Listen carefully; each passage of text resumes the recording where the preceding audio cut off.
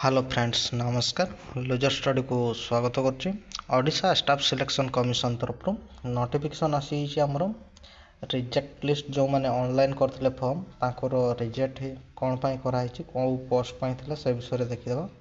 तो देखंतु आमर जो ऑनलाइन करते online application Odisha staff selection commission तरफ नोटिफिकेशन आसाला जोटा कि junior engineer civil junior engineer mechanical रो वैकेंसी थिला जेटा जोटा कि CTSRE 2023 नोटिफिकेशन थिला। तो एबे डायरेक्ट रिजेक्ट लिस्ट आसी जो माने अनकम्प्लीट रही कौन पूरा डिटेल्सली लिखाई एबे हैला। तो कौ पाई रिजेक्ट कराई केते जन पिला मानकर से सब डिटेल्स आसी हैला।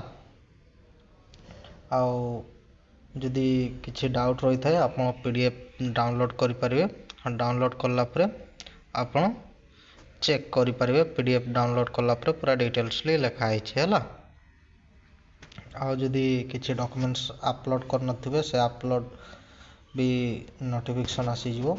तो देखंतु पूरा क्लियर अधे गुड़ा आसुनी देखा जाउनी सर्टिफिकेट गुड़ा भल भाव अपडेट करना जोटा कि स्कान करी फोटो देवा कथा सर्टिफिकेट सब से सब भल भाव देखा जाउनी से भी किसी रिजेक्ट कराई से सब किसी टर्म एंड कंडीशन रही से गुड़ा आप आउ थे से सेम सर्टिफिकेट स्कान करी देले आप एलिजिबल हो पारती रिजेक्ट लिस्ट हटि जाई पारती है। तो देखंतु टोटाल बहुत पिलार टोटाल 103टा पेज अच्छी। तो कौन पाई रिजेक्ट कराई से विषय भी लिखाई। तो सीरियल नंबर वाइज दिखाई देखंतु रजिस्ट्रेशन नंबर कैंडिडेटर ना आउ कौन पाई रिजेक्ट कराई देखंतु ये लिखाई diploma in mechanical engineer pass certificate not upload एमती समस्त बहुत पिलार एमती कौ मैंने सर्टिफिकेट अपलोड करना तो अलग अलग डॉक्यूमेंट्स देखते से सब भी पूरा डिटेल्सली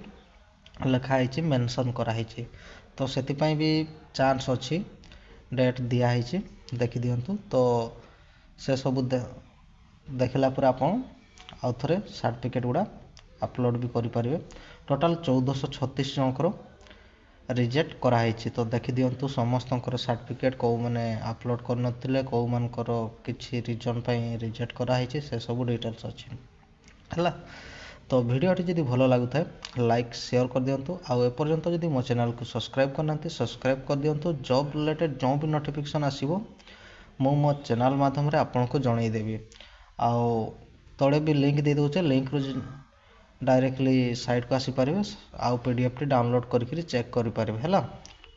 आउ जो भाई भाई मैंने जानी ना को भी नोटिफिकेशन विषय टे जन दिंतु है। आउ समस्त को टे नोटिफिकेशन विषय जन दिंतु। धन्यवाद।